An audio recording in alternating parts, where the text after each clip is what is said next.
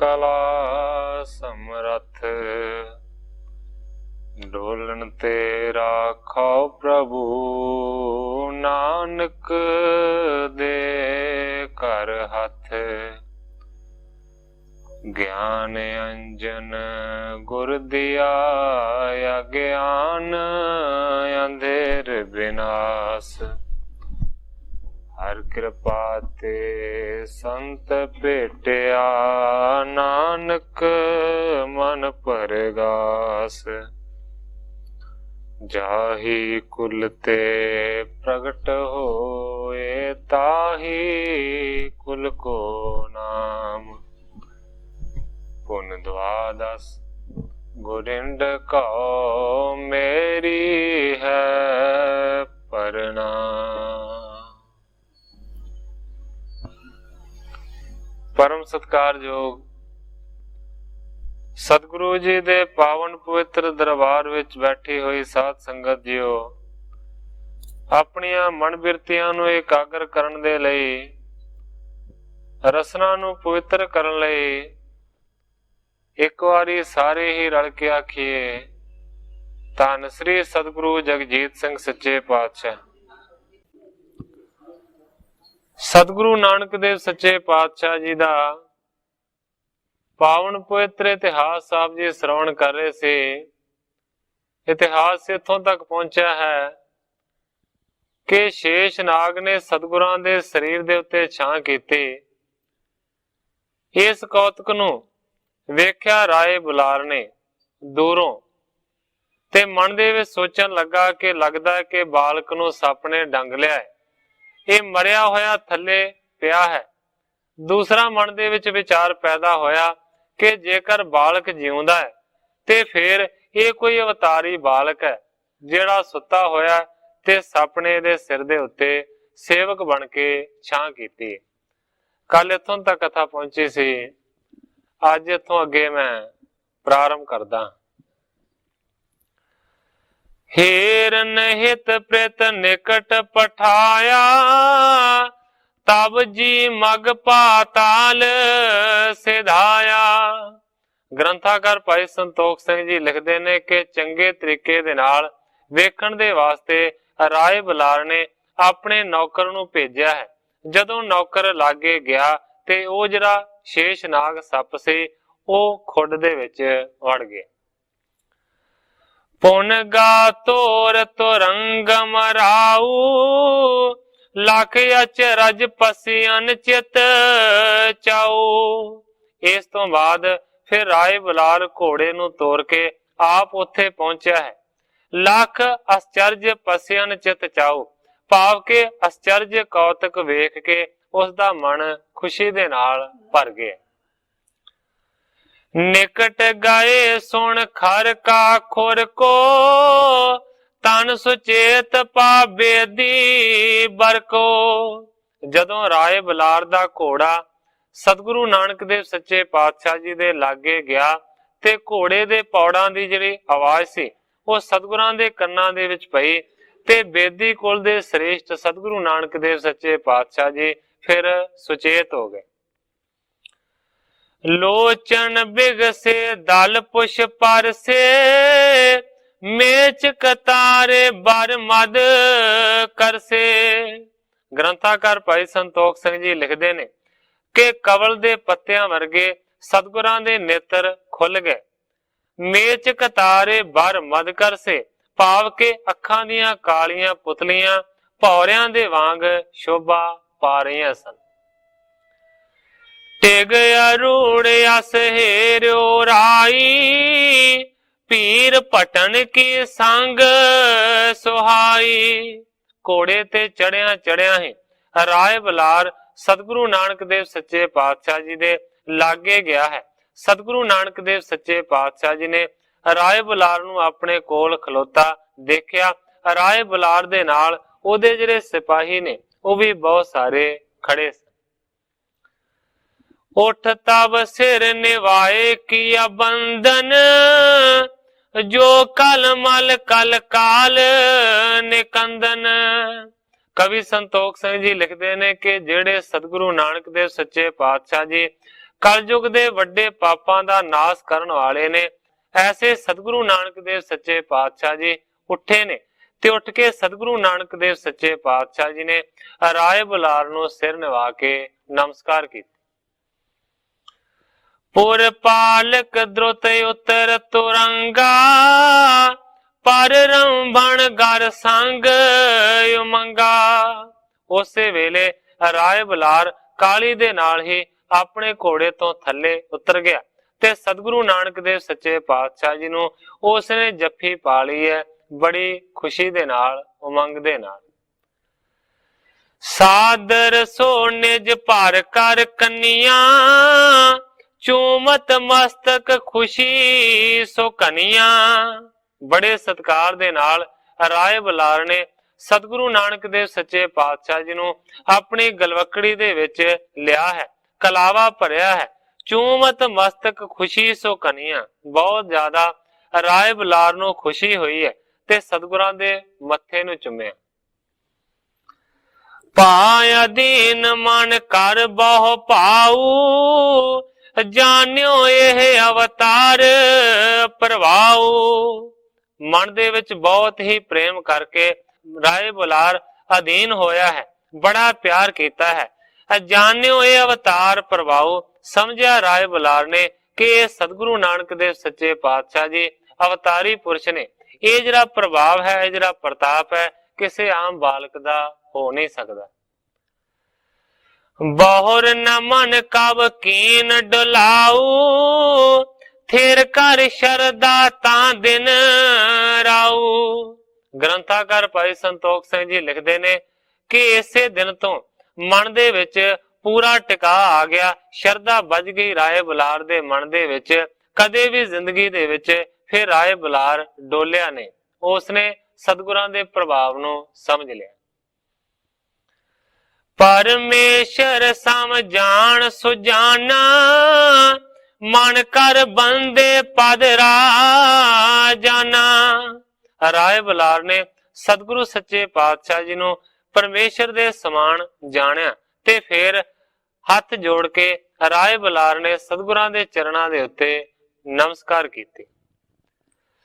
रुकियो कांठ परिपूर्ण प्रेमा, बोल न सकियो चित पाखरेमा।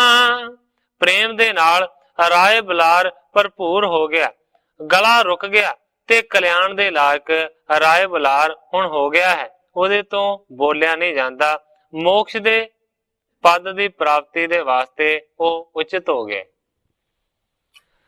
गात रंग चढ़ पुल कत अंगा, बैठो सदन संग उमंगा। घोड़े ते चढ़ के फिर राय बुलार अपने घर नूं चला गया है। उसदे जिहड़े रौंगटे ने वो खड़े हो गए ने, बड़े उत्साह दे नाल घर दे विच खुशी दे नाल जा बैठे। हृदय मनोरथ सार विचार, ए मम भव बंधन निर्वार। अपने मन दे विच राय बुलार ने ये मनोरथ धारण किया है कि ये जिहड़े सतगुरु नानक देव सच्चे पातशाह जी ने ये मेरे संसार दे बंधनां नूं कट देणगे। होए तरन जब तज लरकाई, करहो तब मैं बिनय वडाई।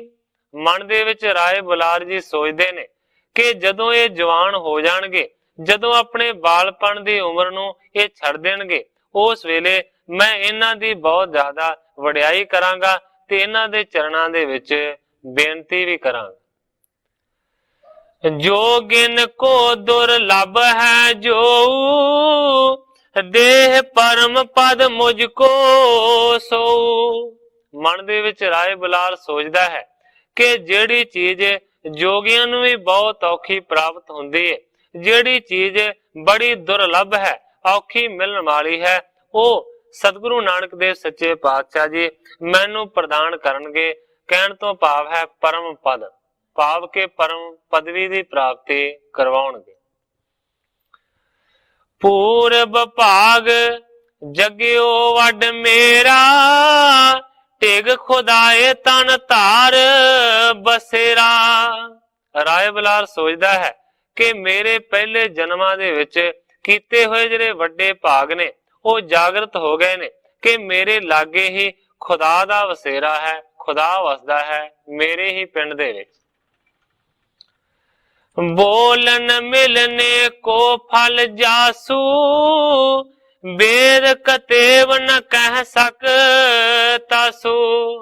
ਮਨ ਦੇ ਵਿੱਚ ਹੀ ਵਿਚਾਰਾਂ ਕਰਦਾ ਹੈ ਰਾਏ ਬੁਲਾਰ ਕਿ ਖੁਦਾ ਦੇ ਨਾਲ ਮਿਲਣਾ ਤੇ ਖੁਦਾ ਦੇ ਨਾਲ ਗੱਲਾਂ ਕਰਨੀਆਂ, ਇਹ ਜਿਹੜੇ ਫਲ ਨੇ ਇਹ ਵੇਦ ਕਤੇਬ ਵੀ ਕਹਿ ਨਹੀਂ ਸਕਦੇ ਕਿ ਕਿੰਨਾ ਵੱਡਾ ਖੁਦਾ ਨੂੰ ਮਿਲਣ ਦਾ ਤੇ ਖੁਦਾ ਦੇ ਨਾਲ ਬਚਨ ਕਰਨ ਦਾ ਆਨੰਦ ਹੁੰਦਾ ਹੈ। ਪ੍ਰੇਤ ਪੇਜ ਕਾਲੂ ਬੁਲਵਾਇਓ, ਕਰ ਆਦਰ ਨਿਜ ਨਿਕਟ ਬਿਠਾਇਓ। ਉਸ ਵੇਲੇ ਫਿਰ ਰਾਏ ਬੁਲਾਰ ਨੇ ਆਪਣੇ ਦਾਸ ਨੂੰ ਘੱਲ ਕੇ ਕਾਲੂ ਜੀ ਨੂੰ ਆਪਣੇ ਕੋਲ ਘਰ ਦੇ ਵਿੱਚ ਬੁਲਾ ਲਿਆ ਹੈ।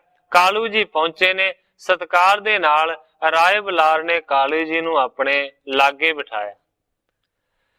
ਨਿਜ ਸੁਤ ਕੋ ਸੁਤ ਜਾਨੋ ਨਾਹੀ, ਪਾਇ ਅਵਤਾਰ ਤੋਹੇ ਘਰ ਮਾਹੀ। ਰਾਏ ਬੁਲਾਰ ਜੀ ਕਾਲੂ ਨੂੰ ਸਮਝਾਉਂਦੇ ਨੇ ਕਿ ਹੇ ਕਾਲੂ, ਆਪਣੇ ਪੁੱਤਰ ਨੂੰ ਤੂੰ ਪੁੱਤਰ ਬਿਲਕੁਲ ਵੀ ਨਾ ਸਮਝ। ਕਹਿੰਦਾ ਪਾਇ ਅਵਤਾਰ ਤੋਹੇ ਘਰ ਮਾਹੀ, ਇਹ ਬਾਲਕ ਜਿਹੜਾ ਤੇਰੇ ਘਰ ਦੇ ਵਿੱਚ ਪੈਦਾ ਹੋਇਆ ਇਹ ਤੇਰਾ ਪੁੱਤਰ ਨਹੀਂ ਹੈ, ਇਹ ਤੇ ਅਵਤਾਰ ਤੇਰੇ ਘਰ ਦੇ ਵਿੱਚ ਪ੍ਰਗਟ ਹੋਇਆ। ਜਾਗਿਓ ਗਰਵ ਭਾਗ ਜਗ ਤੇਰੋ, ਤਵ ਸੰਸਾਰ ਕੋ ਔਰ ਨਾ ਹੀਰੋ। ਰਾਏ ਬੁਲਾਰ ਜੀ ਕਹਿੰਦੇ ਨੇ ਕਾਲੂ ਨੂੰ ਕਿ ਤੇਰਾ ਬਹੁਤ ਹੀ ਵੱਡਾ ਕੀਤਾ ਹੋਇਆ ਕਰਮ ਜਾਗਰਤ ਹੋਇਆ, ਤੇਰੇ ਵੱਡੇ ਭਾਗ ਜਾਗਰਤ ਹੋਏ ਨੇ ਕਿ ਤੇਰੇ ਘਰ ਦੇ ਵਿੱਚ ਅਵਤਾਰ ਨੇ ਜਨਮ ਨੂੰ ਧਾਰਨ ਕੀਤਾ ਹੈ। ਤਵ ਸੰਸਾਰ ਕੋ ਔਰ ਨਾ ਹੀਰੋ। ਰਾਏ ਬੁਲਾਰ ਕਹਿੰਦਾ ਹੈ ਕਿ ਹੇ ਕਾਲੂ, ਤੇਰੀ ਬਰਾਬਰੀ ਦਾ ਮੈਂ ਇਸ ਵੇਲੇ ਕਿਸੇ ਨੂੰ ਵੀ ਨਹੀਂ ਸਮਝਦਾ। ਆਸਨ ਬਸਨ ਸਾਦਰ ਸੋ ਦੀਜੈ, ਅਵਹੇਲਨ ਨਹੀਂ ਤਿਨ ਕੋ ਕੀਜੈ। ਰਾਏ ਬੁਲਾਰ ਕਾਲੂ ਜੀ ਨੂੰ ਕਹਿੰਦਾ ਕਿ ਖਾਣ ਤੇ ਪਹਿਨਣ ਦੇ ਵਾਸਤੇ ਉਹਨਾਂ ਨੂੰ ਸਭ ਕੁਝ ਪ੍ਰਦਾਨ ਕਰ, ਅਹੀ ਵੇਲਣ ਨਹੀਂ ਤਿਨ ਕੋ ਕੀਜੈ, ਭਾਵ ਕਿ ਬੜੇ ਆਦਰ ਦੇ ਨਾਲ ਸਾਰਾ ਕੁਝ ਪ੍ਰਦਾਨ ਕਰੋ ਤੇ ਕਦੇ ਵੀ ਨਿਰਾਦਰ ਨਾ ਕਰੋ ਸਤਿਗੁਰਾਂ ਦਾ। ਤਾਤ ਜਾਣ ਦੁਰ ਬਚਨ ਨ ਪਾਖੋ, ਪਰਮੇਸ਼ਰ ਸਮ ਸ਼ਰਧਾ ਰੱਖੋ। ਆਪਣਾ ਪੁੱਤਰ ਜਾਣ ਕੇ ਕਦੇ ਵੀ ਮਾੜੇ ਬਚਨ ਉਹਨਾਂ ਨੂੰ ਨਾ ਆਖੋ। ਪਰਮੇਸ਼ਰ ਦਾ ਅਵਤਾਰ ਨੇ, ਇਸ ਕਰਕੇ ਜਿਵੇਂ ਪਰਮੇਸ਼ਰ ਦੇ ਵਿੱਚ ਸ਼ਰਧਾ ਨੂੰ ਧਾਰਨ ਕਰੀਦਾ ਹੈ, ਇਸੇ ਤਰ੍ਹਾਂ ਇਹਨਾਂ ਦੇ ਸਰੀਰ ਦੇ ਉੱਤੇ ਵੀ ਸ਼ਰਧਾ ਧਾਰਨ ਕਰੋ। ਪੁਨ ਬੁਲਾਰ ਕਾਲੂ ਕੇ ਸਾਥਾ, ਕਹੀ ਸਰਪ ਕੀ ਸਭ ਵਿਦ ਗਾਥਾ। ਗ੍ਰੰਥਾਕਾਰ ਭਾਈ ਸੰਤੋਖ ਸਿੰਘ ਜੀ ਲਿਖਦੇ ਨੇ, ਇਸ ਤੋਂ ਬਾਅਦ ਫਿਰ ਰਾਏ ਬੁਲਾਰ ਨੇ ਉਹ ਜਿਹੜੀ ਸਾਰੀ ਵਿਥਿਆ ਸੀ ਜਿਹੜੀ ਕਿ ਰਾਏ ਬੁਲਾਰ ਨੇ ਸੱਪ ਵਾਲੀ ਦੇਖੀ ਸੀ, ਉਹ ਸਾਰੀ ਵਿਥਿਆ ਕਾਲੂ ਨੂੰ ਸੁਣਾਈ ਰਾਏ ਬੁਲਾਰ ਨੇ। ਆਤਪ ਤਪਤੈ ਤੇ ਕੀਆ ਛਾਇਆ, ਹਮੈ ਹੇਰ ਨਿਜ ਦੇਹ ਦੁਰਾਇਆ। ਰਾਏ ਬੁਲਾਰ ਜੀ ਕਹਿੰਦੇ ਨੇ ਕਿ ਅੱਜ ਵੱਡਾ ਜਿਹੜਾ ਕੌਤਕ ਹੈ ਉਹ ਮੈਂ ਆਪਣੀ ਅੱਖਾਂ ਦੇ ਨਾਲ ਦੇਖ ਕੇ ਆਇਆ ਹਾਂ। ਇਹ ਸਤਿਗੁਰੂ ਨਾਨਕ ਦੇਵ ਸੱਚੇ ਪਾਤਸ਼ਾਹ ਜੀ ਬਿਰਾਜੇ ਹੋਏ ਸਨ, ਇਹਨਾਂ ਦੇ ਚਿਹਰੇ ਦੇ ਉੱਤੇ ਧੁੱਪ ਆ ਗਈ ਤੇ ਸ਼ੇਸ਼ਨਾਗ ਨੇ ਸਵੈਮ ਆਣ ਕੇ ਇਹਨਾਂ ਦੇ ਸਰੀਰ ਨੂੰ ਛਾਂ ਪ੍ਰਦਾਨ ਕੀਤੀ। ਮੈਂ ਆਪਣੀ ਅੱਖਾਂ ਦੇ ਨਾਲ ਇਹ ਦੇਖ ਕੇ ਆਇਆ ਹਾਂ। ਕਹਿੰਦਾ ਕਿ ਜਦੋਂ ਅਸੀਂ ਲਾਗੇ ਗਏ ਤੇ ਫਿਰ ਉਹ ਜਿਹੜਾ ਸਰਬ ਸੇਨਾ ਉਹ ਉੱਥੋਂ ਚਲਿਆ ਗਿਆ। ਸੁਣ ਕਰ ਕਾਲੂ ਕਹਿਤ ਪਲਾਜੂ, ਹੋਇਤ ਜਾਣੀ ਜਾਏ ਕਲਾਜੂ। ਜਦੋਂ ਇਸ ਤਰੀਕੇ ਦੇ ਨਾਲ ਰਾਏ ਬੁਲਾਰ ਨੇ ਆਖਿਆ ਤੇ ਉਸ ਵੇਲੇ ਰਾਏ ਬੁਲਾਰ ਦੀ ਗੱਲ ਨੂੰ ਸੁਣ ਕੇ ਮਹਿਤਾ ਕਾਲੂ ਨੇ ਆਖਿਆ, ਭਲਾ ਜੀ, ਕਹਿੰਦਾ ਕਿ ਜਦ ਇਹ ਕਲਾਵਾਨ ਹੋਵੇਗਾ ਤਾਂ ਮੈਂ ਜਾਣ ਲਵਾਂਗਾ, ਭਾਵ ਕਿ ਸ਼ਰਧਾ ਨੂੰ ਧਾਰਨ ਨਹੀਂ ਕੀਤਾ। ਅਸ ਕਹਿ ਗਇਓ ਅਸ਼ਰਦਾ ਤਾਰੀ, माया मोह प्रबल जेह भारी। कवि संतोख सिंह जी लिखते ने कि जेड़े कालू दे विच माया रूपी मोह बहुत ही ज्यादा प्रबल होया सी, वो सतगुरु नानक देव सच्चे पातशाह जी दे शरदां नूं धारण नहीं करदा, अशरदक ही होके उथों चला गया। त्यों सो करे जो प्रेरै न्यंता, जो जनती वस वाजै जनता। पर कवि संतोख सिंह जी लिखते ने कि कालू दे हथ वस कुछ भी नहीं सी। त्यों सो करे जो प्रेरे न्यंता, भाव के मनुख उसे तरह करता है जैसी उसनू प्रेरणा देंदा है भगवान। ज्यों जनती वस वाजै जनता, कवि जी प्रमाण देंदे ने कि जिवें वाजा वजाउण वाले दी रुचि दे अनुसार ही वजदा है, जिवें वो वजावे उवें वजदा है, अपने आप वाजा नहीं वजदा। वजाउण वाले दे अधिकार दे विच हुंदा है कि की वजाउंदा है, उसे तरह वजदा है। इसे तरह कवि संतोख सिंह जी लिखते ने कि मनुख तो जो करवाउंदा है वो प्रभु ही करवाउंदा है। जेकर कालू दे मन दे विच शरधा नहीं आई, इहदे विच ओहदा कसूर नहीं सी, ये सतगुरां दी ही इस तरह दी कोई लीला सी। दारन हार को क्या गुण दोषु, तेह पर क्या प्रसाद क्या रोसु। कवि संतोख सिंह जी होर प्रमाण देंदे ने, दारन हार को क्या गुण दोषु। दारन हार आख्या जाता है कठपुतली नूं। कवि जी लिखते ने कि कठपुतली दे अधिकार दे विच कुछ भी नहीं हुंदा, ਉਹਦੇ ਵਿੱਚ गुण भी जिन्ने हुंदे ने, जिन्ने भी दोष हुंदे ने, ਉਹ ਨਚਾਉਣ ਵਾਲੇ ਦੇ ਹੱਥ ਦੇ ਵਿੱਚ ਹੁੰਦੇ ਨੇ। ਭਾਵ ਕਿ ਜੇਕਰ ਉਹ ਚੰਗਾ ਨਚਾਵੇ ਤੇ ਕਹਿੰਦੇ ਆ ਕਿ ਕਠਪੁਤਲੀ ਬੜਾ ਵਧੀਆ ਨੱਚਦੀ ਹੈ, ਇਹਦੇ ਵਿੱਚ ਵਧੀਆ ਗੁਣ ਨੇ।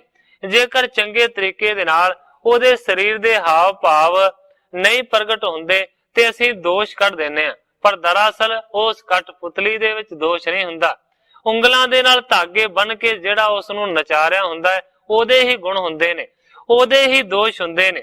ਤੇ ਪਰ ਕਿਆ ਪ੍ਰਸਾਦ ਕਿਆ ਰੋਸੋ, ਉਹਦੇ ਉੱਤੇ ਪ੍ਰਸੰਨਤਾ ਨੂੰ ਧਾਰਨ ਕੀ ਕਰਨਾ ਹੋਇਆ ਤੇ ਉਹਦੇ ਉੱਤੇ ਗੁੱਸੇ ਨੂੰ ਧਾਰਨ ਕੀ ਕਰਨਾ ਹੋਇਆ, ਕਿਉਂਕਿ ਕਠਪੁਤਲੀ ਦੇ ਹੱਥ ਵਾਸਤੇ ਕੁਝ ਵੀ ਨਹੀਂ ਹੁੰਦਾ। ਜੋ ਵੀ ਕੁਝ ਹੁੰਦਾ ਹੈ ਉਹ ਉਂਗਲਾਂ ਦੇ ਨਾਲ ਨਚਾਉਣ ਵਾਲੇ ਮਦਾਰੀ ਦੇ ਹੱਥ ਦੇ ਵਿੱਚ ਹੁੰਦਾ। ਸ੍ਰੀ ਨਾਨਕ ਅਨਸਾਰੀ ਮਾਇਆ, ਜੈਸੀ ਇੱਛਾ ਕਰ ਹੀ ਤਸ ਛਾਇਆ। ग्रंथाकार भाई संतोख सिंह जी लिखते ने इसे तरीके दे नाल परमेश्वर दी जिहड़ी माया है वो एक कठपुतली दे वर्गी है ते इस माया नूं नचाउण वाला स्वयं गुरु नानक है। इस करके जिवें माया नूं प्रेरदा है उसे तरीके दे नाल माया अगों काम करदी। हर मयाए और हर खसमे तू, कारी हेत बेदी कुल के तू। राय बलार दियां शरदा वालियां गल्लां नूं सुन के कालू जी अपने घर दे विच खुशी दे नाल आ गए ने ते आण के अपने पुत्र नूं बहुत ही ज्यादा प्यार कीता। कुछ प्रसन्नता सुर विचारी, निप बुलाए नुत बहुर उचारी। सतगुरां नूं वधेरे प्यार करन दा ਇਹ ਕਾਰਨ ਸੀ। ਇੱਕ ਤੇ ਬੜੀ ਪ੍ਰਸੰਨਤਾ ਦੇ ਨਾਲ ਗਊਆਂ ਤੇ ਮੱਝਾਂ ਨੂੰ ਸਤਿਗੁਰੂ ਜੀ ਰੋਜ਼ ਚਾਰ ਕੇ ਲਿਆਉਂਦੇ ਨੇ, ਤੇ ਦੂਸਰੇ ਪਾਸੇ ਅੱਜ ਰਾਏ ਬੁਲਾਰ ਨੇ ਬਹੁਤ ਜ਼ਿਆਦਾ ਸਤਿਗੁਰਾਂ ਦੀ ਉਸਤਤੀ ਕੀਤੀ ਸੀ। ਇਸ ਕਰਕੇ ਕਾਲੂ ਜੀ ਆਪਣੇ ਪੁੱਤਰ ਨਾਨਕ ਜੀ ਦੇ ਉੱਤੇ ਬੜੇ ਪ੍ਰਸੰਨ ਨੇ। ਜਾਂ ਤੇ ਕਰਤ ਦੁਲਾਰ ਵਿਸਾਲਾ, ਸੀਤਲ ਲੋਚਨ ਦੇਖ ਕਿਰ ਪਾਲਾ। इस करके कालू जी ने बड़ा प्यार किया है, बड़ा दुलारिया है। सतगुरां दे चेहरे नूं देख के अपनी अखां नूं ठंडा किया कालू ने। तां दिन ते तलवंडी पुर में, महिमा करत पाए घर घर में। कवि संतोख सिंह जी लिखते ने पर उस दिन तो तलवंडी दे विच घर घर दे विच सतगुरु नानक देव सच्चे पातशाह जी दी वड्डी महिमा फैल गई है। घर घर दे विच ये जिहड़ा सतगुरां ने कौतक कीता है, इहदियां ही गल्लां हुंदियां ने।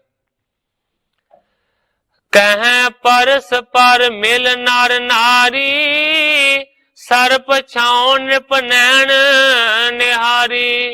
ਲੋਕ ਪਰਸਪਰ ਇੱਕ ਦੂਜੇ ਦੇ ਨਾਲ ਗੱਲਾਂ ਕਰਦੇ ਨੇ ਕਿ ਸਤਿਗੁਰੂ ਨਾਨਕ ਦੇ ਸੱਚੇ ਪਾਤਸ਼ਾਹ ਜੀ ਦੇ ਸੀਸ ਦੇ ਉੱਤੇ ਸੱਪ ਨੇ ਛਾਂ ਕੀਤੀ ਹੈ। ਇਹ ਕੌਤਕ ਨੂੰ ਕਹਿੰਦੇ ਨੇ ਕਿ ਰਾਏ ਬੁਲਾਰ ਨੇ ਸਵੈਮ ਆਪਣੀ ਅੱਖਾਂ ਦੇ ਨਾਲ ਵੇਖਿਆ। ਬਹੁ ਆਦਰ ਕਰ ਕੰਠ ਲਗਾਇਓ, ਸਦਨ ਆਣ ਜਸ ਬਦਨ ਆਲਾਇਓ। ਲੋਕੀ ਕਹਿੰਦੇ ਨੇ ਕਿ ਇਸ ਕੌਤਕ ਨੂੰ ਦੇਖ ਕੇ ਫਿਰ ਰਾਏ ਬੁਲਾਰ ਨੇ ਆਪਣੀ ਜੱਫੀ ਦੇ ਵਿੱਚ ਨਾਨਕ ਨੂੰ ਲਿਆ ਸੀ ਤੇ ਫਿਰ ਘਰ ਆਣ ਕੇ ਆਪਣੇ ਬਹੁਤ ਹੀ ਜ਼ਿਆਦਾ ਸਤਿਗੁਰਾਂ ਦਾ ਜਸ ਬਿਆਨ ਕੀਤਾ।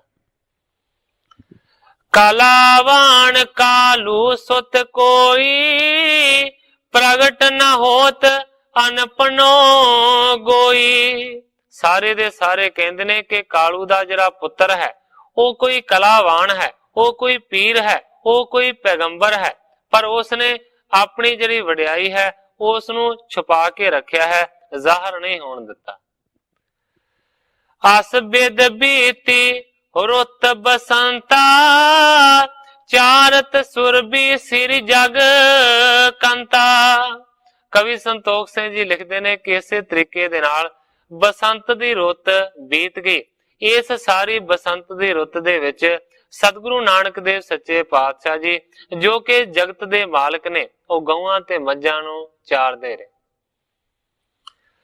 ਪੁਨ ਗ੍ਰੀਮ ਖਰਤ ਕੀਨੋ ਜੋਰਾ, ਤਪਤ ਭਈ ਅਤ ਛੈ ਚਹੂ ਓਰਾ। ਕਵੀ ਸੰਤੋਖ ਸਿੰਘ ਜੀ ਲਿਖਦੇ ਨੇ ਕਿ ਇਸ ਤੋਂ ਬਾਅਦ ਗਰਮੀ ਦੀ ਰੁੱਤ ਨੇ ਬਹੁਤ ਹੀ ਜ਼ਿਆਦਾ ਜ਼ੋਰ ਫੜਿਆ, ਭਾਵ ਕਿ ਜੇਠ ਤੇ ਹਾੜ ਦਾ ਮਹੀਨਾ ਆ ਗਿਆ। ਤਪਤ ਭਈ ਅਤ ਛੈ ਚਹੂ ਓਰਾ, ਚਾਰੇ ਪਾਸੇ ਬਹੁਤ ਹੀ ਜ਼ਿਆਦਾ ਤਪਸ਼ ਪੈ ਰਹੀ ਹੈ, ਗਰਮੀ ਹੋ ਰਹੀ। ਤਪੈ ਰਿਦਾ ਜਿਵ ਮਤ ਸਰ ਤਾਰੀ, ਤਿਉ ਤਪ ਗਈ ਭੂਮਿਕਾ ਸਾਰੀ। ਕਵੀ ਸੰਤੋਖ ਸਿੰਘ ਜੀ ਇੱਕ ਪ੍ਰਮਾਣ ਦਿੰਦੇ ਨੇ। ਕਵੀ ਜੀ ਲਿਖਦੇ ਨੇ ਕਿ ਜਿਵੇਂ ਈਰ ਖਾਲੂ ਮਨੁੱਖ ਦਾ ਹਿਰਦਾ ਸੜਦਾ ਹੈ, ਇਸ ਤਰੀਕੇ ਦੇ ਨਾਲ ਭੂਮੀ ਬਹੁਤ ਹੀ ਜ਼ਿਆਦਾ ਧੁੱਪ ਦੇ ਨਾਲ ਤਪ ਰਹੀ। ਬਹਿਤ ਜ਼ੋਰ ਸੋ ਤਪਤ ਸਮੀਰਾ, ਜੋ ਤਾਪੈ ਨਰ ਨਾਰ ਸਰੀਰਾ। ਬੜੇ ਜ਼ੋਰ ਦੇ ਨਾਲ ਤੱਤੀ ਹਵਾ ਵਗਦੀ ਹੈ ਜੋ ਇਸਤਰੀ ਪੁਰਖ ਦੇ ਸਰੀਰਾਂ ਨੂੰ ਬਹੁਤ ਹੀ ਜ਼ਿਆਦਾ ਤਪਾਉਂਦੀ ਹੈ। ਜਿਉ ਖਲ ਉਚਰੈ ਬਚਨ ਕੁਢਾਲੀ, ਰਿਦਾ ਤਪਾਏ ਦੇਤ ਰਿਸ ਨਾਲੀ। ਕਵੀ ਜੀ ਲਿਖਦੇ ਨੇ ਕਿ ਜਿਵੇਂ ਮੂਰਖ ਮੰਦੇ ਬਚਨ ਬੋਲਦਾ ਹੈ, ਇਸ ਤਰ੍ਹਾਂ ਗੁੱਸਾ ਹਿਰਦੇ ਨੂੰ ਤਪਾ ਦਿੰਦਾ ਹੈ। ਇਸੇ ਤਰੀਕੇ ਦੇ ਨਾਲ ਗਰਮੀ ਪੈ ਰਹੀ। ਮਾਰ ਤਾਂਡ ਕੀ ਚੰਡ ਮਰੀਚਾ, ਦੁਤੀ ਜੀਵ ਲਗ ਤਾਲਨ ਵਿਚਾ। ਸੂਰਜ ਦੀਆਂ ਕਿਰਨਾਂ ਬਹੁਤ ਹੀ ਜ਼ਿਆਦਾ ਤਿੱਖੀਆਂ ਨੇ। ਛੋਟੇ ਜੀਵ ਦੁਖੀ ਹੋ ਕੇ ਤਲਾਵਾਂ ਦੇ ਵਿੱਚ ਜਾਂਦੇ ਨੇ। ਜਿਉ ਜਗ ਭਗਤ ਹੀਨ ਹੈ ਪ੍ਰਾਨੀ, ਜਨਮ ਮਰਨ ਮੈਂ ਨਿਤ ਦੁੱਖ ਖਾਨੀ। ਕਵੀ ਜੀ ਲਿਖਦੇ ਨੇ ਕਿ ਜਿਵੇਂ ਜਗਤ ਦੇ ਵਿੱਚ ਭਗਤੀਹੀਣ ਪ੍ਰਾਣੀ ਹੈ, ਜਨਮ ਤੇ ਮਰਨ ਦੇ ਵਿੱਚ ਨਿਤ ਦੁੱਖ ਚੱਲਦਾ ਹੈ, ਇਸੇ ਤਰ੍ਹਾਂ ਜਿਹੜੇ ਜੀਵ ਜੰਤੂ ਨੇ ਉਹ ਗਰਮੀ ਤੇ ਮਾਰੇ ਹੋਏ ਦੁਖੀ ਹੋ ਰਹੇ। ਸੂਕੇ ਜਲ ਕਰ ਦਮ ਬਿਹਰਾਨੀ, ਜਨ ਪ੍ਰੇਮੀ ਔਰ ਸਿੱਖ ਸਿਖਾਨੀ। ਕਵੀ ਜੀ ਲਿਖਦੇ ਨੇ ਕਿ ਸਰੋਵਰ ਦੇ ਵਿੱਚ ਪਾਣੀ ਸੁੱਕ ਗਿਆ ਹੈ। ਪਾਣੀ ਦੇ ਸੁੱਕ ਜਾਣ ਕਾਰਨ ਚਿੱਕੜ ਬਹੁਤ ਹੀ ਜ਼ਿਆਦਾ ਵਿਆਕਲ ਕਰਦਾ ਹੈ। ਸੈਤ ਤੂਰ ਬਹੁ ਭ੍ਰਮਤ ਬਗੂਰੇ, ਜੋ ਮਤ ਭ੍ਰਮਤ ਬਿਨਾ ਗੁਰ ਪੂਰੇ। ਕਵੀ ਜੀ ਲਿਖਦੇ ਨੇ ਕਿ ਜਿਵੇਂ ਪ੍ਰੇਮੀ ਦੇ ਹਿਰਦੇ ਨੂੰ ਚੁਗਲੀ ਦੁਖੀ ਕਰਦੀ ਹੈ, ਧੂੜ ਦੇ ਨਾਲ ਭਰੇ ਹੋਏ ਵਾਵ ਰੋਲੇ ਵਗਦੇ ਹਨ। ਜਿਵੇਂ ਬੁੱਧੀ ਗੁਰੂ ਤੋਂ ਬਗੈਰ ਭਟਕਦੀ ਫਿਰਦੀ ਹੈ, ਇਸੇ ਤਰ੍ਹਾਂ ਜੀਵ ਭਟਕ ਰਹੇ। ਮ੍ਰਿਗ ਤ੍ਰਿਸ਼ਨਾ ਕੋ हे रह नीरा, दौरत मृग नहीं पावे ਧੀਰਾ। ਹੁਣ ਗ੍ਰੰਥਾਕਾਰ ਭਾਈ ਸੰਤੋਖ ਸਿੰਘ ਜੀ ਆਪਣੀ ਉੱਤਮ ਕਵਿਤਾ ਦਾ ਜਿਹੜਾ ਨਮੂਨਾ ਹੈ ਉਹ ਪੇਸ਼ ਕਰ ਰਹੇ ਨੇ। ਇੱਕ ਪਾਸੇ ਤੇ ਕਵੀ ਜੀ ਗਰਮੀ ਦਾ ਜ਼ਿਕਰ ਕਰ ਰਹੇ ਨੇ ਤੇ ਦੂਸਰੇ ਪਾਸੇ ਇੱਕ ਕਟਾਖ ਦੇ ਰੂਪ ਦੇ ਵਿੱਚ ਦੱਸ ਰਹੇ ਨੇ ਕਿ ਜੀਵ ਕਿਸ ਤਰ੍ਹਾਂ ਦੇ ਨੇ। ਕਵੀ ਜੀ ਲਿਖਦੇ ਨੇ, ਮ੍ਰਿਗ ਤ੍ਰਿਸ਼ਨਾ ਕੋ ਹੀਰਾ ਨੀਰਾ, ਦੌੜਤ ਮ੍ਰਿਗ ਨਹੀਂ ਪਾਵੈ ਧੀਰਾ। ਜਦੋਂ ਰੇਤਲੇ ਮੈਦਾਨ ਦੇ ਸੂਰਜ ਦੀਆਂ ਸਿੱਧੀਆਂ ਕਿਰਨਾਂ ਪੈਂਦੀਆਂ ਹਨ ਤਾਂ ਵੇਖਣ ਵਾਲਾ ਉਸ ਨੂੰ ਪਾਣੀ ਦੀਆਂ ਲਹਿਰਾਂ ਵਾਂਗ ਸਮਝਦਾ ਹੈ, ਪਰ ਜਦੋਂ ਉਸ ਦੇ ਪਾਸ ਜਾਣ ਲੱਗਦਾ ਹੈ ਤਾਂ ਇਹ ਲਹਿਰਾਂ ਹੋਰ ਪਿੱਛੇ ਦਿਸਣ ਲੱਗ ਜਾਂਦੀਆਂ ਹਨ। ਇਸ ਨੂੰ ਆਖਿਆ ਜਾਂਦਾ ਹੈ ਮ੍ਰਿਗ ਤ੍ਰਿਸ਼ਨਾ। ਭਾਵ ਕਿ ਰੇਤ ਦੇ ਜਦੋਂ ਕਿਣਕੇ ਚਮਕਦੇ ਨੇ ਤੇ ਜਿਹੜਾ ਹਿਰਨ ਹੈ ਉਹ ਸਮਝਦਾ ਉੱਥੇ ਪਾਣੀ ਹੈ, ਪਰ ਜਦੋਂ ਦੌੜ ਕੇ ਉੱਥੇ ਪਹੁੰਚਦਾ ਤੇ ਉਹ ਰੇਤ ਦੇ ਕਿਣਕੇ ਹੁੰਦੇ ਨੇ, ਉਹ ਉੱਥੇ ਪਾਣੀ ਨਹੀਂ ਹੁੰਦਾ। ਫਿਰ ਹੋਰ ਅੱਗੇ ਦੇਖਦਾ ਤੇ ਫਿਰ ਦੂਰੋਂ ਰੇਤ ਦੇ ਕਿਣਕੇ ਚਮਕਦੇ ਹੋਏ ਪਾਣੀ ਲੱਗਦੇ ਨੇ, ਫਿਰ ਉੱਥੇ ਦੌੜ ਕੇ ਜਾਂਦਾ। ਇਸੇ ਤਰ੍ਹਾਂ ਦੌੜ ਦੌੜ ਕੇ ਮਰ ਜਾਂਦਾ ਹਿਰਨ। ਇਸ ਨੂੰ ਵਿਦਵਾਨਾਂ ਨੇ ਲਿਖਿਆ ਮ੍ਰਿਗ ਤ੍ਰਿਸ਼ਨਾ। ਭਾਵ ਕਿ ਉਸ ਹਿਰਨ ਦੀ ਤ੍ਰਿਸ਼ਨਾ ਹੈ, ਉਹਦੀ ਕਾਮਨਾ ਹੈ ਉੱਥੇ ਪਾਣੀ ਹੈ, ਪਰ ਪਾਣੀ ਨਹੀਂ ਹੁੰਦਾ। ਕਵੀ ਸੰਤੋਖ ਸਿੰਘ ਜੀ ਇਸੇ ਤਰ੍ਹਾਂ ਪ੍ਰਮਾਣ ਦਿੰਦੇ ਨੇ ਕਿ ਹਿਰਨ ਪਾਣੀ ਸਮਝ ਕੇ ਦੌੜਦਾ ਹੈ, ਪਾਣੀ ਪੀਣ ਦੇ ਵਾਸਤੇ ਭੱਜਦਾ ਹੈ, ਪਰ ਪਾਣੀ ਉਸ ਨੂੰ ਉੱਥੇ ਨਹੀਂ ਲੱਭਦਾ ਤੇ ਨਹੀਂ ਉਸ ਨੂੰ ਧੀਰਜ ਆਉਂਦੀ। ਜਿਉ ਮਨ ਵਿਖੈ ਸੁਖਣ ਹਿਤ ਧਾਈ, ਤ੍ਰਿਪਤ ਨਾ ਹੋਤ ਥਿਰਤਾ ਪਾਈ। ਇਸੇ ਹੀ ਤਰੀਕੇ ਦੇ ਨਾਲ ਕਵੀ ਜੀ ਲਿਖਦੇ ਨੇ ਕਿ ਜਿਹੜਾ ਮਨ ਹੈ ਉਹ ਵਿਸ਼ਿਆਂ ਦੇ ਸੁਖ ਦੇ ਵਾਸਤੇ ਉਹਨਾਂ ਵਿਸ਼ਿਆਂ ਦੇ ਪਿੱਛੇ ਦੌੜਦਾ ਹੈ, ਪਰ ਕਦੇ ਵੀ ਵਿਸ਼ਿਆਂ ਤੋਂ ਮਨੁੱਖ ਦੀ ਤ੍ਰਿਪਤੀ ਨਹੀਂ ਹੁੰਦੀ। ਮਨੁੱਖ ਰੱਜਦਾ ਰਹੇ, ਇਸ ਕਰਕੇ ਉਹਨੂੰ ਵੀ ਉਸ ਹਿਰਨ ਦੇ ਵਾਂਗ ਤ੍ਰਿਪਤੀ ਨਹੀਂ ਮਿਲਦੀ। ਪਸ ਪੰਛੀ ਹਿਰੈ ਤਰ ਛਾਇਆ, ਬੈਸੈ ਤਬ ਤੈ ਤੇ ਸੁਖ ਪਾਇਆ। ਜਿੰਨੇ ਵੀ ਪਸ਼ੂ ਤੇ ਪੰਛੀ ਨੇ ਉਹ ਸੰਘਣੇ ਰੁੱਖਾਂ ਦੀ ਛਾਂ ਨੂੰ ਦੇਖਦੇ ਨੇ ਤੇ ਫਿਰ ਛਾਂ ਦੇ ਥੱਲੇ ਬੈਠ ਕੇ ਹੀ ਆਪਣੀ ਗਰਮੀ ਤੋਂ ਛੁਟਕਾਰਾ ਪਾਉਂਦੇ ਨੇ। ਬਹੁਤ ਜਗਤ ਦੁਖ ਤੇ ਜਗਿਆਸੀ, ਜੋ ਮਿਲ ਸਤ ਸੰਗਤ ਸੁਖ ਰਾਸੀ। ਕਵੀ ਜੀ ਲਿਖਦੇ ਨੇ ਇਸੇ ਤਰੀਕੇ ਦੇ ਨਾਲ ਸਾਰਾ ਜਗਤ ਦੁੱਖਾਂ ਦੇ ਨਾਲ ਭਰਿਆ ਪਿਆ ਹੈ। ਜਦੋਂ ਜਗਿਆਸੀ ਮਨੁੱਖ ਸਤਸੰਗ ਕਰਦਾ ਹੈ ਤਾਂ ਉਹ ਸਾਰੇ ਸੁੱਖ ਮਿਲ ਜਾਂਦੇ ਨੇ, ਜਿਹੜੇ ਸੁੱਖ ਮਿਲਦੇ ਨੇ ਛਾਂ ਦੇ ਥੱਲੇ ਬੈਠਿਆਂ ਪੰਛੀਆਂ ਤੇ ਪਸ਼ੂਆਂ ਨੂੰ ਗਰਮੀ ਤੋਂ ਬਚ ਕੇ। ਪਾਵੈ ਬੋ ਸੀਤਲਤਾ ਪਾਣੀ, ਭਾਗ ਜਗੇ ਜਿਉ ਗੁਰ ਕੀ ਬਾਣੀ। ਕਵੀ ਜੀ ਲਿਖਦੇ ਨੇ ਕਿ ਠੰਡਾ ਪਾਣੀ ਚੰਗਾ ਲੱਗਦਾ ਹੈ, ਜਿਵੇਂ ਸਤਿਗੁਰੂ ਦੀ ਬਾਣੀ ਪੜਨ ਦੇ ਨਾਲ ਭਾਗ ਜਾਗ ਪੈਂਦੇ ਹਨ। ਅਸ ਗ੍ਰੀਮਖ ਮੈਂ ਸਿਰ ਜਗ ਸਾਈ, ਵਿਚਰਤ ਲੀਲਾ ਕਰਤ ਸੁਹਾਈ।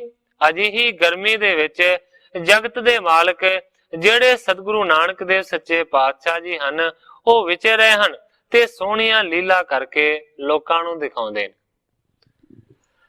ਜਹ ਤਰਵਰ ਛਾਇਆ ਰਮਣੀ ਕੀ, ਤਹ ਚਾਰਤ ਸੁਰਬੀ ਬਿਦ ਨਿਕੀ। ਕਵੀ ਜੀ ਲਿਖਦੇ ਨੇ ਕਿ ਜਿੱਥੇ ਰੁੱਖਾਂ ਦੀ ਬਹੁਤ ਹੀ ਸੰਘਣੀ ਛਾਂ ਹੋਵੇ, ਉਹਦੇ ਲਾਗੇ ਲਾਗੇ ਹੀ ਸਤਿਗੁਰੂ ਨਾਨਕ ਦੇਵ ਸੱਚੇ ਪਾਤਸ਼ਾਹ ਜੀ ਚੰਗੇ ਤਰੀਕੇ ਦੇ ਨਾਲ ਗਊਆਂ ਤੇ ਮੱਝਾਂ ਨੂੰ ਚਾਰਦੇ ਨੇ। ਜਹ ਸੁੰਦਰ ਜਲ ਸੀਤਲ ਸਾਲੀ, ਤਹ ਖੇਲੇ ਬਾਲਕ ਮਿਲ ਨਾਲੀ। ਜਿੱਥੇ ਬਹੁਤ ਹੀ ਸੁੰਦਰ ਜਲ ਠੰਡਕ ਦਾ ਘਰ ਹੋਵੇ, ਉਸ ਜਗ੍ਹਾ ਦੇ ਉੱਤੇ ਨਾਲ ਮਿਲ ਕੇ ਬਾਲਕਾਂ ਦੇ ਨਾਲ ਖੇਡਦੇ ਹਨ। ਸਭ ਬਾਸਰ ਬਣ ਬੀਚ ਬਿਹਾਰ, ਆਵੇਂ ਰਜਨੀ ਸਦਨ ਗੁਜ਼ਾਰੈ। ਕਵੀ ਸੰਤੋਖ ਸਿੰਘ ਜੀ ਲਿਖਦੇ ਨੇ ਕਿ ਸਾਰਾ ਹੀ ਦਿਨ ਜੰਗਲ ਦੇ ਵਿੱਚ ਵਿਚਰਦਿਆਂ ਵਿਚਰਦਿਆਂ ਸਤਿਗੁਰੂ ਜੀ ਬਤੀਤ ਕਰ ਦਿੰਦੇ ਨੇ। ਜਦੋਂ ਰਾਤ ਹੁੰਦੀ ਹੈ ਤੇ ਫੇਰ ਹੀ ਘਰ ਆਣ ਕੇ ਰਾਤ ਨੂੰ ਗੁਜ਼ਾਰਦੇ ਨੇ, ਸਵੇਰੇ ਉੱਠ ਕੇ ਫੇਰ ਚਲੇ ਜਾਂਦੇ ਨੇ। ਗੋਖਰ ਧੂਰ ਬਦਨ ਪਰ ਲਾਗਾ, ਜਨ ਪੰਕਜ ਪਰ ਸ਼ੋਭਤ ਪੈਰਾਗਾ। ਕਿਉਂਕਿ ਮੱਝਾਂ ਤੇ ਗਊਆਂ ਨੂੰ ਚਾਰਦੇ ਰਹਿੰਦੇ ਨੇ, ਇਸ ਕਰਕੇ ਡੰਗਰਾਂ ਦੇ ਪੈਰਾਂ ਦੇ ਨਾਲ ਜਿਹੜੀ ਧੂਲ ਮਿੱਟੀ ਉੱਡਦੀ ਹੈ ਉਹ ਸਤਿਗੁਰਾਂ ਦੇ ਮੁਖੜੇ ਦੇ ਉੱਤੇ ਇਸ ਤਰੀਕੇ ਦੇ ਨਾਲ ਜੰਮ ਜਾਂਦੀ ਹੈ। ਕਵੀ ਜੀ ਪ੍ਰਮਾਣ ਦਿੰਦੇ ਨੇ, ਜਨ ਪੰਕਜ ਪਰ ਸ਼ੋਭਤ ਪਰਾਗਾ। ਭਾਵ ਕਿ ਜਿਵੇਂ ਕਵਲ ਦੇ ਫੁੱਲ ਤੇ ਪਰਾਗ ਪਈ ਬਹੁਤ ਸੋਹਣੀ ਲੱਗਦੀ ਹੈ, ਇਸ ਤਰ੍ਹਾਂ ਸਤਿਗੁਰਾਂ ਦਾ ਮੁਖੜਾ ਸ਼ੋਭਦਾ ਹੈ। कमल दे फुल दे उत्ते जिहड़ी मिट्टी धूड़ जम जाती है उसनूं पराग आख्या जाता है। इस तरह लगता है कि मानो सतगुरां दा मुखड़ा एक कमल दे फुल दी तरह है ते जिहड़ी धूड़ मिट्टी पई हुई है वो पराग दे वांग शोभदी। अंक बसाए मात बल जाई बदन पहुंच देखे इत लाई। माता तृप्ता जी अपनी गोदी दे विच सतगुरां नूं बिठा लेंदे ने। सतगुरां दे स्वरूप तो माता जी बलहार जांदे ने, सतगुरां दे मुखड़े नूं पूंजदे ने ते हित दे नाल देखदे ने। करत दुलार संग प्रिय बानी तात न कीजै अब बन जानी। एक दिन माता तृप्ता जी ने बड़ा प्यार किया, बड़ा दुलारिया ते फिर माता जी कहंदे ने तात ना कीजै अब बन जाने। कहंदी है हे नानक पुत्र अज तो बाद तू कदे भी डंगर चारण दे वास्ते जंगल दे विच नहीं जाना।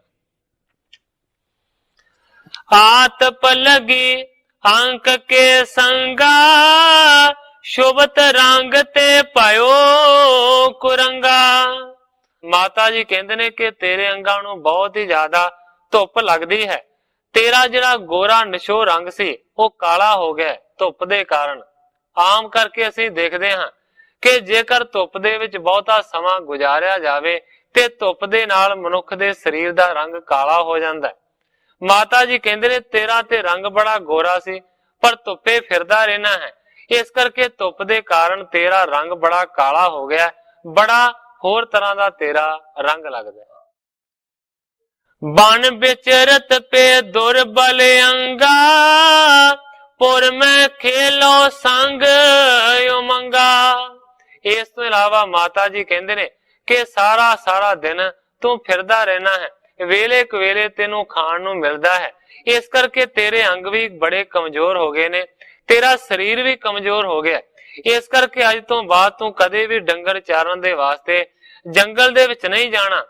पुर मैं खेलो संग उमंगा, हे पुत्र मेरा जी करदा है कि तू पिंड दे विच ही उमंग दे नाल खुशी दे नाल खेडिया कर। सब दिन बन मैं करो गुजारन तरसत लोचन दर्शन कारण। इस तो इलावा माता जी कहंदे ने कि हे पुत्र तू सारा दिन जंगल दे विच ही बतीत कर देना है ते मेरियां जिहड़ियां अखां ने ਉਹ तेरे मुखड़े ਨੂੰ ਦੇਖਣ ਦੀ ਚਾਹ ਕਰਦੀਆਂ ਰਹਿੰਦੀਆਂ ਨੇ। मैं तरसदी रहनी है कि कदों तेरा मुखड़ा मैं देखा। जामै दास जे सुर विचारन तुम कर रही है बिरह बिदारन। माता तृप्ता जी कहंदे ने कि हे मेरे पुत्र, हे विछोड़े नू दूर करन वाले, अज तो बाद तुसी नहीं जाओगे जंगल दे विच गौआं मੱਝਾਂ नू चारण दे वास्ते। माता जी कहंदे ने कि साडे जिहड़े नौकर ने ਉਹੀ कल तो बाद गौआं मੱਝਾਂ चार के लियाया करनगे, तुसी बस घर दे विच ही रहो। कर दुलार बहु सुत बैसायो चल तत्काल कालू आयो। लाड़ लड़ा के पुत्र नू अपने पास ही माता जी ने बिठाया। इन्ने चिर नू मेहता कालू जी बाहरों घर आ गए। पति सो कहत एक हम ताता सो कीनो सुरबी को त्राता। अपने पति मेहता कालू जी नू तृप्ता जी कहंदे ने कि देखो पति जी, साडा इको एक इकलौता पुत्र है ते इस इकलौते पुत्र नू तुसीं गौआं दा वागी बना दिता है। सब बासर बन बीच बिहारू कुमलावत कमलानन चारू। कहंदी है तृप्ता माता के सारा दिन ये जंगल दे विच फिरदा रहिंदा है। ਇਹਦਾ सुंदर कवल वर्गा जिहड़ा मुखड़ा है देखो कितना ज्यादा मुरझा गया है। अब ना भेजिए सुरभि संगा होएगो दुर्बल मृदल सुअंगा। कहंदी है कि हुण इस नूं गौआं मੱਝਾਂ चारण दे वास्ते हुण नहीं भेजना।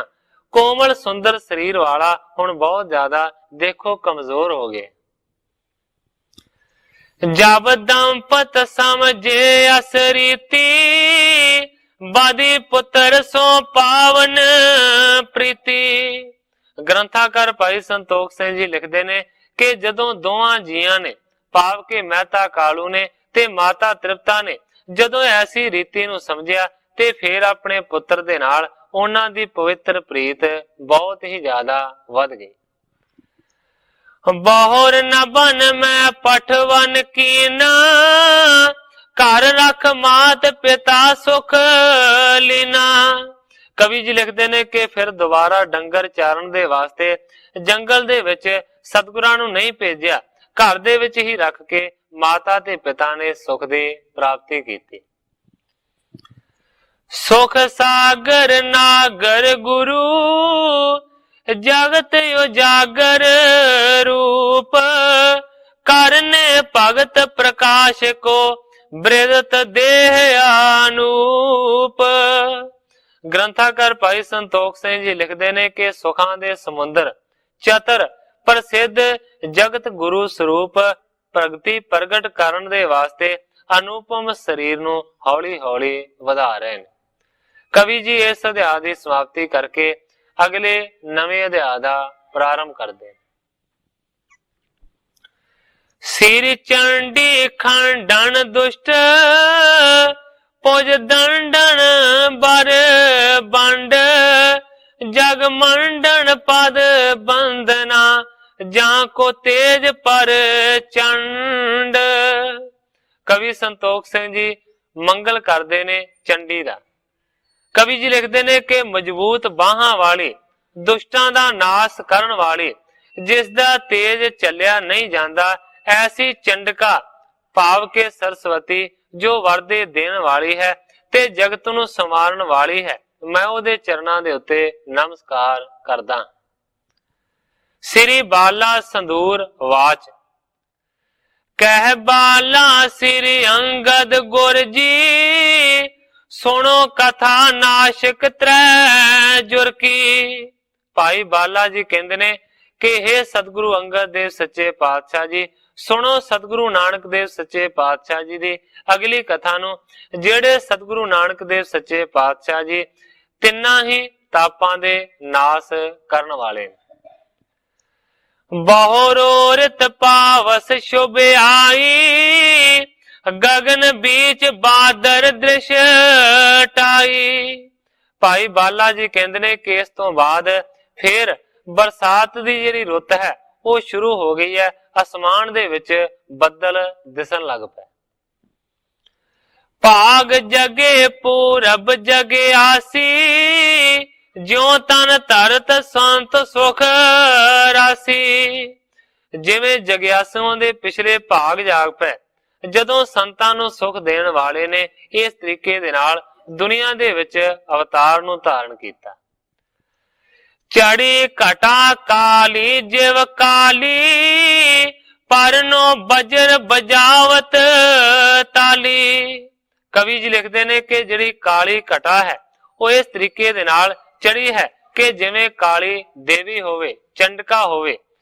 ਪਰਨੋ ਬਜਰ ਬਜਾਵਤ ਤਾਲੀ, ਭਾਵ ਕਿ ਬਿਜਲੀ ਇਸ ਤਰੀਕੇ ਦੇ ਨਾਲ ਕੜਕਦੀ ਹੈ, ਕਾਲੀ ਮਾਤਾ ਜਿਵੇਂ ਤਾੜੀ ਮਾਰਦੀ ਹੋਵੇ। ਸਾਸ ਨਪਾਕ ਸਰਾਸਣ ਜੋ, ਬਾਕੀ ਪ੍ਰਗਟੀ ਲਖੀਅਤ ਸੋ।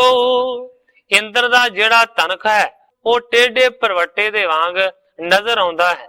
ਅਤ ਕਰਕਨ ਜਿਹ ਕੀ ਕਲਿਕਾਰੀ, ਡਰਤ ਅਸੁਰ ਮੇ ਮੇਚਕ ਬਿਆਰੀ। ਕਹਿਣ ਤੋਂ ਭਾਵ ਹੈ ਕਿ ਬੱਦਲ ਇਸ ਤਰ੍ਹਾਂ ਗੱਜਦੇ ਹਨ ਜਿਵੇਂ ਚੀਕਾਂ ਵੱਜਦੀਆਂ ਹੋਣ। ਦੈਂਤ ਅਤੇ ਕਾਲੇ ਸੱਪ ਸੁਣ ਕੇ ਜਿਸ ਤੋਂ ਡਰਦੇ ਨੇ। ਹੋਤ ਕੋਖ ਜਿਹ ਗਰਜ ਸੁਹਾਵਤ, ਅਮਰ ਮਯੂਰ ਹਰਖ ਉਪਜਾਵਤ। ਦੇਵਤਿਆਂ ਤੇ ਮੋਰਾਂ ਨੂੰ ਗਰਜ ਦੀ ਧੁਨ ਬਹੁਤ ਹੀ ਜ਼ਿਆਦਾ ਚੰਗੀ ਲੱਗਦੀ ਹੈ। ਉਹ ਗੱਜਣ ਦੀ ਆਵਾਜ਼ ਸੁਣ ਕੇ ਬਹੁਤ ਹੀ ਜ਼ਿਆਦਾ ਪ੍ਰਸੰਨ ਹੁੰਦੇ ਨੇ। ਚੰਚਲ ਜੋ ਚੰਚਲ ਚਮਕਾਵਤ, ਪਾਣ ਕਿਰਪਾਨ ਲਏ ਨਿਚਾਵਤ। ਚੰਚਲ ਬਿਜਲੀ ਇਸ ਤਰੀਕੇ ਦੇ ਨਾਲ ਚਮਕਦੀ ਹੈ ਜਿਵੇਂ ਕਿ ਕਾਲੀ ਹੱਥ ਦੇ ਵਿੱਚ ਲੈ ਕੇ ਤਲਵਾਰ ਨੂੰ ਨੱਚਦੀ ਹੋਵੇ। दंत पंकति शोभत बलाका, श्याम स्वरूप बनियो यस ताका। कवि जी लिखते ने कि उड़दे बगलियां दी कतार बहुत ही ज्यादा सुंदर लगती है, उसका काला स्वरूप इस तरह बन गया है। मिल दादर बहु शब्द पुकारा, मनो पड़त बालक चट सारा। कवि जी लिखते ने कि जिवें डड्डू मिलके जदों गड़ै गड़ै करदे ने तां इस तरह लगदा है कि जिवें बालक पाठशाला दे विच पढ़ रहे होण, उच्ची उच्ची बोल बोल के आवाज दे नाल। जर ते जरियो जूह जवासा, ज्यों हर भजन होत अग नाशा। ग्रंथाकार भाई संतोख सिंह जी लिखते ने कि वर्खा होण दे नाल जिहड़ा जवाहा है वो जड़ां तो इस तरीके दे नाल सड़ गया है जिवें हरि दा भजन करन दे नाल पाप नाश हो जांदे ने। क्योंकि विद्वान सज्जन इस गल नूं मनदे ने कि जदों बरसात पैंदी है ते भावें सारी बनस्पति हरी हो जाती है, पर एक जवाहा घाह इस तरह का है जिहड़ा सड़ जाता है वर्खा दे पानी दे नाल। भाई गुरदास जी अपनी बाणी दे विच लिखदे ने, सावन बन हरियावले सूके जावाहा। भाई गुरदास जी लिखते ने कि साउण दे महीने दे विच जिन्ने भी दरख्त ने वो सारे हरे भरे हो जाते ने क्योंकि पानी मिल जाता है। बरसात रुखां ते बूटियां नूं सुख प्रदान करती है, पर भाई गुरदास जी लिखते ने सूके जावाहा। पर जवाहा एक ऐसा घाह है जिन्हों रता भी इस दे नाल कोई फर्क नहीं पैंदा, सगों जवाहे घाह दे उत्ते उल्टा असर होंदा है, वो वर्खा दे पानी दे नाल सड़ के खत्म हो जाता है। कवि जी उस चीज का प्रमाण दे रहे हैं। गर्मी विच होण वाला एक घाह जो वर्खा पैण दे नाल सड़ जाता है, इस दे बीज जे वस्तां दे विच रखीए तां कीड़ा नहीं लगदा, इस नूं आख्या जांदा है जवाहा। कहण तो भाव है ਇਹਦੇ बीजां नूं जेकर चीजां दे विच रखिया जावे ते कपड़े आदि नूं कीड़ा नहीं लगदा। जिस तरह कि अजकल फरनैल दीयां गोलियां रख लिया जांदियां ने ताकि कपड़ा खराब ना होवे, ਉਹਦੇ ਵਿੱਚੋਂ बदबू ना आवे। जेकर इस जवाहे दे बीज नूं उन्हां कपड़ियां दे विच रखिया जावे ना कीड़ा लगदा है ते ना ही बदबू आउंदी है। कवि जी ने इस करके जवाहे दा प्रमाण दिता है, जवाहे घाह दा। मिल सरता सो जे लग नाला, सेंध स्वरूप पाए ते काला। कवि जी लिखते ने कि छोटे छोटे जड़े नाले ने जदों नदियां दे नाल मिल जांदे ने तां नदियां समुंदर दा रूप ही धारण कर लैंदियां। ब्रह्म ज्ञान पे जैस ममोखू, ब्रह्म रूप होवत बिन दुखू। ब्रह्म ज्ञान होण ते जिस तरह मुक्ति दी इच्छा रखण वाले किसे दुख तो बगैर ब्रह्म दा रूप ही हो जांदे ने। ताज मर्याद उछरे लग ताला, ज्यों सिरी पद ते नीच कुचाला। हुण बरसात दा वर्णन कर रहे ने, इस करके कवि जी लिखते ने कि हद्दां टप के छोटे जिहड़े तलाब ने इस तरह उछल जांदे ने जिवें माया दे हंकार दे नाल कोई नीच चालां चलदा। उडत तूर जो सगल बिलानी, ज्यों सतगुर मिल कुमत नसानी। ਜਿਹੜੀ ਧੂੜ ਮਿੱਟੀ ਉੜਦੀ ਹੈ ਮੀਂਹ ਪੈਣ ਦੇ ਨਾਲ ਇਸ ਤਰੀਕੇ ਦੇ ਨਾਲ ਥੱਲੇ ਬਹਿ ਜਾਂਦੀ ਹੈ ਜਿਵੇਂ ਸਤਿਗੁਰੂ ਜੀ ਨੂੰ ਮਿਲਣ ਦੇ ਨਾਲ ਕੋਈ ਖੋਟੀ ਬੁੱਧੀ ਦੌੜ ਜਾਂਦੀ ਹੈ। ਪਾਂਥੀ ਚਲਤ ਧਾਮ ਬਿਸਰਾਮੇ, ਜਿਉ ਮਨ ਥਿਰ ਸਿਮਰਤ ਹਰੀ ਨਾਮੇ। ਰਾਹੀ ਆਪਣੇ ਘਰਾਂ ਦੇ ਵਿੱਚ ਜਾ ਕੇ ਇਸ ਤਰੀਕੇ ਦੇ ਨਾਲ ਟੇਕੇ ਬਹਿ ਜਾਂਦੇ ਨੇ ਜਿਵੇਂ ਹਰੀ ਦਾ ਨਾਮ ਸਿਮਰਨ ਦੇ ਨਾਲ ਮਨ ਪੂਰਾ ਟਿਕਾ ਦੇ ਵਿੱਚ ਇਕਾਗਰਤਾ ਦੇ ਵਿੱਚ ਆ ਜਾਂਦਾ। ਜਿਉ ਲੀਲਾ ਕੀ ਨੀਰਤ ਬਰਖਾ, ਤਿਉ ਮੈਂ ਕਰਹੁ ਸੁਣੋ ਸੁਹਰਖਾ। ਗ੍ਰੰਥਾਕਾਰ ਭਾਈ ਸੰਤੋਖ ਸਿੰਘ ਜੀ ਲਿਖਦੇ ਨੇ ਕਿ ਵਰਖਾ ਰੁੱਤ ਨੇ ਜੋ ਲੀਲਾ ਕੀਤੀ ਉਹ ਮੈਂ ਤੁਹਾਡੇ ਸਾਹਮਣੇ ਬਿਆਨ ਕੀਤੀ ਹੈ, ਇਸ ਲਈ ਪਿਆਰ ਦੇ ਨਾਲ ਤੁਸੀਂ ਅੱਗੋਂ ਕਥਾ ਨੂੰ ਸੁਣੋ। ਏਕ ਦਿਵਸ ਕਾਲੂ ਲੈ ਅੰਕਾ, ਕਰ ਦੁਲਾਰ ਪਿਖ ਬਦਨ ਮਯੰਕਾ। का। एक दिन कालू जी ने अपने पुत्र नानक नूं अपने कोल बुलाया है, अपनी गोदी दे विच बिठा के बड़ा ही दुलार कीता उन्हां सतगुरां नूं जिन्हां दा मुखड़ा कमल दे फुੱਲ दी तरह हमेशा खिड़िया रहिंदा। बचन कहत सुत तू पास्याना, अब ना करत गो संग बन जाना। ਮਹਿਤਾ ਕਾਲੂ ਜੀ ਸਤਿਗੁਰਾਂ ਨੂੰ ਕਹਿੰਦੇ ਨੇ ਕਿ ਪੁੱਤਰ ਦੇਖ ਹੁਣ ਤੂੰ ਸਿਆਣਾ ਹੋ ਗਿਆ ਹੈ, ਹੁਣ ਤੂੰ ਵੱਡਾ ਹੋ ਗਿਆ ਹੈ, ਇਸ ਕਰਕੇ ਗਊਆਂ ਚਾਰਨ ਦੇ ਵਾਸਤੇ ਤੇ ਤੂੰ ਪਹਿਲਾਂ ਹੀ ਨਹੀਂ ਜਾਂਦਾ, ਪਰ ਮੈਂ ਤੈਨੂੰ ਇੱਕ ਹੋਰ ਕੰਮ ਦੱਸਦਾ ਹਾਂ, ਤੂੰ ਉਹ ਕਰਿਆ ਕਰ। ਉਬੈ ਬ੍ਰਿਖ ਬਨਿਜ ਔਛਕ ਮਾਹੀ, ਲੇਹੁ ਨਿਕਾਸ ਤਰਨ ਜੋ ਆਹੀ। ਕਾਲੂ ਜੀ ਕਹਿੰਦੇ ਨੇ ਕਿ ਨਿੱਜੀ ਖੇਤੀ ਦੇ ਵਾਸਤੇ 2 बैल ਜਿਹੜੇ ਜਵਾਨ ਹਨ ਉਹਨਾਂ ਨੂੰ ਤੂੰ ਲੈ ਲੈ। ਲਾਂਗਲ ਸੰਗ ਬਹੁਰ ਕਰ ਕਾਮ, ਬੀਜ ਸੋ ਲੈ ਹੋ ਸਵਾ ਮਨ ਧਾਮਾ। ਪਿਤਾ ਕਾਲੂ ਜੀ ਕਹਿੰਦੇ ਨੇ ਕਿ ਨੌਕਰ ਨੂੰ ਲੈ ਕੇ ਖੇਤ ਦੇ ਵਿੱਚ ਹਲ ਵਾਹੁਣ ਦੇ ਵਾਸਤੇ ਤੂੰ ਚਲਿਆ ਜਾ ਤੇ ਘਰੋਂ ਸਵਾ ਮਣ ਬੀਜ ਬੀਜਣ ਦੇ ਵਾਸਤੇ ਨਾਲ ਲੈ ਲੈ। जाए राहिए खेत निराला, करो नीर सो त्रिह प्रत पाला। ਕਾਲੂ ਜੀ ਕਹਿੰਦੇ ਨੇ ਕਿ ਖੇਤ ਦੇ ਵਿੱਚ ਹਲ ਵਾਹ ਕੇ ਬੀਜ ਨੂੰ ਫਿਰ ਬੀਜ ਦੇ ਤੇ ਬਾਅਦ ਦੇ ਵਿੱਚ ਪਾਣੀ ਦੇ ਕੇ ਉਸ ਖੇਤੀ ਬੀਜੀ ਹੋਈ ਦੀ ਪਾਲਣਾ ਕਰ। ਮ੍ਰਿਗ ਪਸ਼ੂਣ ਕੇ ਹੋਏ ਰਖਵਾਰੇ, ਕ੍ਰਿਖ ਪਕਾਏ ਕੀ ਜੈ ਖਲਵਾਰੇ। ਕਾਲੂ ਜੀ ਕਹਿੰਦੇ ਨੇ ਕਿ ਹਿਰਨਾਂ ਤੋਂ ਤੇ ਹੋਰ ਪਸ਼ੂਆਂ ਤੋਂ ਫਿਰ ਰਾਖੀ ਕਰਕੇ ਆਪਣੀ ਖੇਤੀ ਦਾ ਬਚਾਅ ਕਰੇ ਤੇ ਜਦੋਂ ਖੇਤੀ ਪੱਕ ਜਾਏਗੀ ਤੇ ਫਿਰ ਵੱਡੇ ਵੱਡੇ ਖਲਵਾੜੇ ਲਾ ਦੇ। ਜੇ ਅਨਿਆਨੋ ਬਹੁ ਇੱਕ ਬਾਰੀ, ਰੱਖ ਦੇਵੋ ਕਾਮੇ ਦੋਏ ਚਾਰੀ।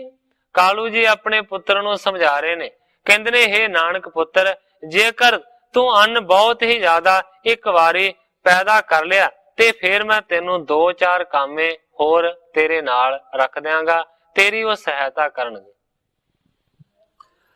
ਆਸ ਬਿਦ ਕੀ ਕ੍ਰਿਤ ਕਰੋ ਨਿਵਾਹੀ, ਅਟੁੱਟ ਹੋਏ ਸਭ ਕਿਛ ਘਰ ਮਾਹੀ। ਕਹਿੰਦੇ ਨੇ हे ਨਾਨਕ ਪੁੱਤਰ, ਜੇਕਰ ਇਸ ਤਰੀਕੇ ਦੇ ਨਾਲ ਕਿਰਤ ਕਰੇਗਾ ਤੇ ਫਿਰ ਇਸ ਤਰ੍ਹਾਂ ਜੇਕਰ ਨਿਰਵਾਹ ਕਰੇਗਾ ਤੇ ਫਿਰ ਅਟੁੱਟ ਹੀ ਧਨ ਹੋਏਗਾ, ਅਟੁੱਟ ਹੀ ਦਾਣਾ ਹੋਵੇਗਾ, ਕਿਸੇ ਗੱਲ ਦੀ ਘਰ ਦੇ ਵਿੱਚ ਕੋਈ ਤਰੁੱਟੀ ਨਹੀਂ ਹੋਵੇਗੀ।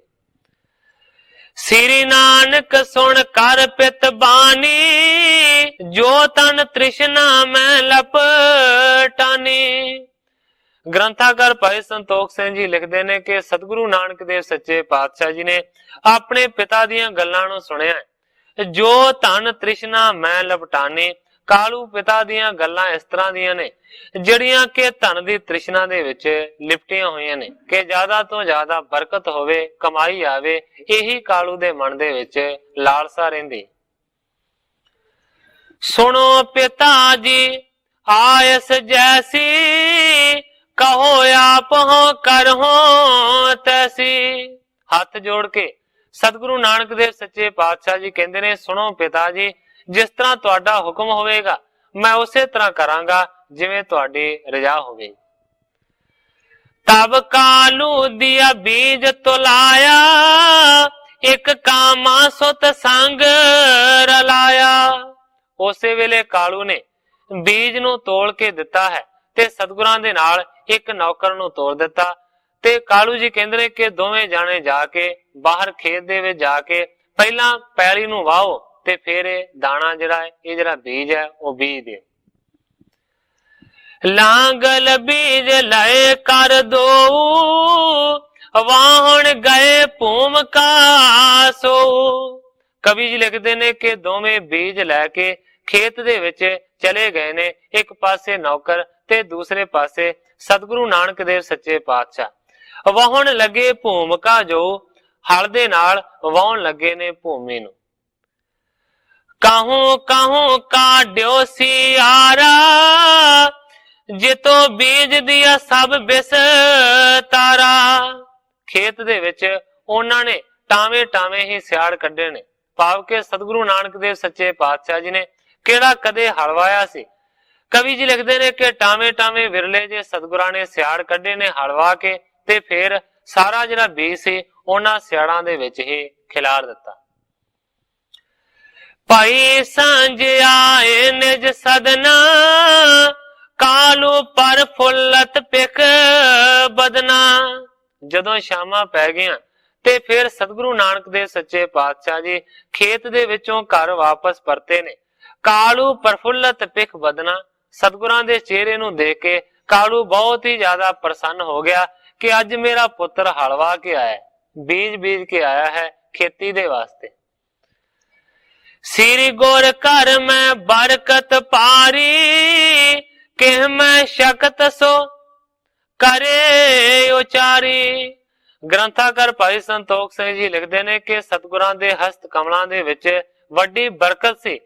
ਕਿ ਮੈਂ ਸ਼ਕਤ ਸੋ ਕਰੇ ਉਚਾਰੀ, ਕਿਸ ਕਵੀ ਦੇ ਵਿੱਚ ਐਸੀ ਸ਼ਕਤੀ ਹੋ ਸਕਦੀ ਹੈ ਕਿ ਸਤਿਗੁਰਾਂ ਦੇ ਹੱਥ ਦੇ ਵਿੱਚ ਜਿਹੜੀ ਬਰਕਤ ਸੀ ਉਹਦਾ ਬਿਆਨ ਕਰ ਸਕੇ। ਕਵੀ ਜੀ ਲਿਖਦੇ ਨੇ ਕਿ ਮੈਂ ਬਿਆਨ ਨਹੀਂ ਕਰ ਸਕਦਾ ਕਿ ਸਤਿਗੁਰਾਂ ਦੇ ਹੱਥ ਦੇ ਵਿੱਚ ਕਿੰਨੀ ਬਰਕਤ ਸੀ।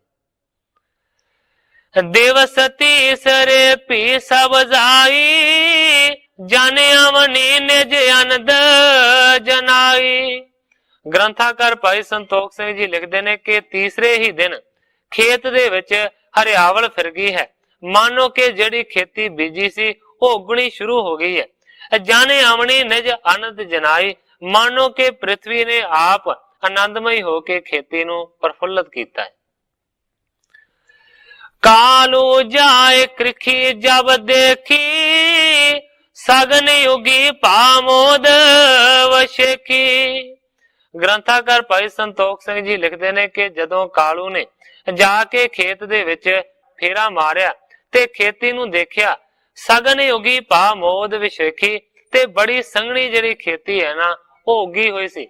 ਭਾਵੇਂ ਕਿ ਸਤਿਗੁਰਾਂ ਨੇ ਟਾਵੇਂ ਟਾਵੇਂ ਸਿਆੜ ਕੱਢੇ ਸੀ, ਪਰ ਤਾਂ ਵੀ ਕਵੀ ਜੀ ਲਿਖਦੇ ਨੇ ਕਿ ਬਰਕਤ ਇੰਨੀ ਸੀ ਸਤਿਗੁਰਾਂ ਦੇ ਹਸਤ ਕਮਲਾਂ ਦੇ ਵਿੱਚ, ਬੜੀ ਸੰਘਣੀ ਜਿਹੜੀ ਖੇਤੀ ਹੈ ਉਹ ਉੱਗੀ ਹੈ। ਵੇਖ ਕੇ ਕਾਲੂ ਜੀ ਬਹੁਤ ਹੀ ਜ਼ਿਆਦਾ ਪ੍ਰਸੰਨ ਹੋਏ। ਹੋਏ ਤਾਤ ਮਾਮ ਵੱਡ ਕ੍ਰਿਖਿਕਾਰਾ, ਦਿਓ ਬਸਾਏ ਇੱਕ ਗ੍ਰਾਮ ਨਿਰਾਰਾ। ਕਾਲੂ ਜੀ ਮਨ ਦੇ ਵਿੱਚ ਵਿਚਾਰਨ ਲੱਗੇ ਨੇ ਕਿ ਮੇਰਾ ਪੁੱਤਰ ਬਹੁਤ ਵੱਡਾ ਕਿਸਾਨ ਬਣੇਗਾ, ਇਸ ਨੂੰ ਮੈਂ ਇੱਕ ਪਿੰਡ ਜਾਂ ਨਗਰ ਵਸਾ ਕੇ ਵੱਖਰਾ ਦੇ ਦੇਵਾਂਗਾ। ਨਿਪਜਾਵਨ ਤਨ ਅਨਕ ਬਿਦਨ ਸੋ, ਆਇਓ ਕਰਤ ਚਿਤਵਨ ਨਿਜ ਮਨਸੋ। ਇਸ ਨੇ ਅਨੇਕ ਵਿਧੀਆਂ ਦੇ ਨਾਲ ਤੁਹਾਨੂੰ ਪੈਦਾ ਕਰਨਾ ਹੈ, ਇਸ ਤਰ੍ਹਾਂ ਉਹ ਆਪਣੇ ਮਨ ਦੇ ਵਿੱਚ ਚਿਤਵਨ ਲੱਗਾ ਕਾਲੂ।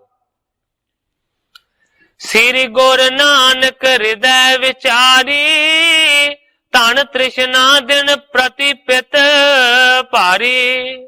ਗ੍ਰੰਥਾਕਾਰ ਭਾਈ ਸੰਤੋਖ ਸਿੰਘ ਜੀ ਲਿਖਦੇ ਨੇ ਕਿ ਸਤਿਗੁਰੂ ਨਾਨਕ ਦੇਵ ਸੱਚੇ ਪਾਤਸ਼ਾਹ ਜੀ ਨੇ ਆਪਣੇ ਮਨ ਦੇ ਵਿੱਚ ਵਿਚਾਰ ਕੀਤੀ ਹੈ, ਧਨ ਤ੍ਰਿਸ਼ਨਾ ਦਿਨ ਪ੍ਰਤੀ ਪਿਤ ਭਾਰੀ, ਭਾਵ ਕਿ ਮੇਰੇ ਪਿਤਾ ਜੀ ਵਿੱਚ ਹਰ ਰੋਜ਼ ਧਨ ਦੀ ਜਿਹੜੀ ਤ੍ਰਿਸ਼ਨਾ ਹੈ ਉਹ ਵੱਧਦੀ ਜਾ ਰਹੀ ਹੈ।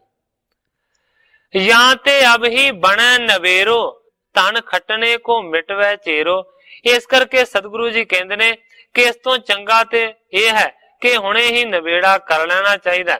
ਧਨ ਖੱਟਣ ਦਾ ਕੰਮ ਇਹ ਜਿਹੜਾ ਝੰਜਟ ਹੈ ਇਹ ਬਿਲਕੁਲ ਮੈਨੂੰ ਚਾਹੀਦਾ ਹੈ ਕਿ ਮੁਕਾ ਦੇਵਾਂ। ਵੈਸੇ ਬਹੁਤ ਖੇਤ ਰਖਵਾਰੀ, ਬਰਜੈ ਕਿਸ ਨਾ ਚਹਿ ਪਸ ਚਾਰੀ। ਹੁਣ ਜਦੋਂ ਦਾਣੇ ਪੈ ਗਏ ਨੇ ਤੇ ਜਿਹੜੇ ਜਾਨਵਰ ਨੇ ਉਹ ਪੈਂਦੇ ਨੇ ਦਾਣੇ ਨੂੰ ਚੁਗਣ ਦੇ ਵਾਸਤੇ। ਕਵੀ ਜੀ ਲਿਖਦੇ ਨੇ ਕਿ ਰਾਖੀ ਕਰਨ ਦੇ ਵਾਸਤੇ ਸਤਿਗੁਰੂ ਜੀ ਬਹਿ ਤੇ ਜ਼ਰੂਰ ਜਾਂਦੇ ਨੇ, ਪਰ ਕਿਸੇ ਨੂੰ ਨਹੀਂ ਵਰਜਦੇ, ਕਿਸੇ ਨੂੰ ਨਹੀਂ ਰੋਕਦੇ, ਭਾਵੇਂ ਕੋਈ ਵੀ ਆਣ ਕੇ ਚੁੰਝ ਮਾਰ ਜਾਵੇ ਤੇ ਭਾਵੇਂ ਪਸ਼ੂ ਵੱਡੇ ਆਣ ਕੇ ਉਜਾੜਾ ਕਰ ਦੇਣ। ਰਾਸ਼ਬ ਬੜਵਾ ਗੋ ਮ੍ਰਿਗ ਬ੍ਰਿੰਦਾ, ਚਰਤ ਖੇਤ ਰਹਿ ਬੈਸ ਆਨੰਦਾ। ਸਤਿਗੁਰੂ ਨਾਨਕ ਦੇਵ ਸੱਚੇ ਪਾਤਸ਼ਾਹ ਜੀ ਖੇਤ ਦੇ ਕਿਨਾਰੇ ਦੇ ਉੱਤੇ ਆਨੰਦ ਦੇ ਨਾਲ ਬੈਠੇ ਰਹਿੰਦੇ ਨੇ। ਕਵੀ ਜੀ ਲਿਖਦੇ ਨੇ ਖੋਤੇ, ਘੋੜੇ, ਗਊਆਂ, ਹਿਰਨ, ਸਾਰੇ ਜਿਹੜੇ ਪਸ਼ੂ ਨੇ ਉਹ ਖੇਤ ਦੇ ਵਿੱਚ ਆਉਂਦੇ ਨੇ। ਚਰਤ ਖੇਤ, ਖੇਤੀ ਨੂੰ ਚਰਦੇ ਨੇ। फिर रह बैस आनंदा, ते आनंद दे नाल रज के विच ही बैठे रहिंदे ने। डंगर इस तरह उजाड़ा करदे ने। दिन दो एक मैं दीन नबेरी, एक ना बूट जै संगन कनेरी। ग्रंथाकार भाई संतोख सिंह जी लिखते ने बस 2 ही दिनां दी खेड़ सी। 2 ਕੁ ਦਿਨਾਂ ਦੇ ਵਿੱਚ ਸਾਰੀ ਖੇਤੀ ਨੂੰ ਨਿਬੇੜ ਦਿੱਤਾ। ਇੱਕ ਵੀ ਜਿਹੜਾ ਬੂਟਾ ਹੈ ਨਾ ਉਹ ਉੱਥੇ ਮੌਜੂਦ ਨਹੀਂ ਹੈ। ਸਾਰੇ ਨੂੰ ਖਾ ਗਈਆਂ ਨੇ ਗਊਆਂ ਮੱਝਾਂ, ਤੇ ਜਿਹੜੇ ਦਾਣੇ ਨੇ ਉਹਨਾਂ ਨੂੰ ਚੋਗੇ ਨੇ ਉੱਡਣ ਵਾਲੇ ਪੰਛੀ ਆਦਿਕ। कवि जी लिखते ने एक ना बूट ਜਾਂ संगन कनेरी, एक भी बूटा साबत ना रहा ਜਿਹੜੀ कि खेती बड़ी संगनी उगी सी। कालू गयो बिलोकण खेतू, टिग बैठे बेदी कुल केतू। एक दिन फेरा मारन दे वास्ते खेत दे विच कालू जी पहुंचे ने। की देखिया है कि सतगुरु नानक देव सच्चे पातशाह जी खेत दे लागे बैठे ने। फिर केदार माद पस बृंदा, किसे न बर जाए आनंद कंदा। आनंद दे मूल सतगुरु जी किनारे दे उत्ते बैठे ने। जेड़े बहुत सारे पशु ने वो सारे दे सारे क्यारियां दे विच खेतां दे विच फिर रहे ने, खेती दा उजाड़ा कर रहे ने। आस बेद देख क्रोध पाल कालू, मुख बोलत दुर बचन बेसालू। जदों कालू जी ने जाके देखिया किसे नू नहीं रोकदा, ये किनारे दे उत्ते बैठा होया, उस वेले कवि जी लिखते ने कि कालू नू बहुत ही ज्यादा क्रोध आया, बड़ा गुस्सा आया। मुख बोलत दुर बचन बेसालू, ते सतगुरु नानक देव सच्चे पातशाह जी नू फिर बहुत ही भैड़े दुर्वचन कहन लगा। कहंदा मांद भाग मैं अपन निहारा, तू सुत जन्मियो सदन उजारा। कहंदा कि मेरे बहुत ही माड़े कर्म ने, जिन्हां माड़े कर्मां दे करके तू मेरे घर दे विच पैदा होया, तू ते मेरा सारा घर ही उजाड़ दिता। आर बला लग मैं तब चाली, वस्त खोए की आया ले खाली।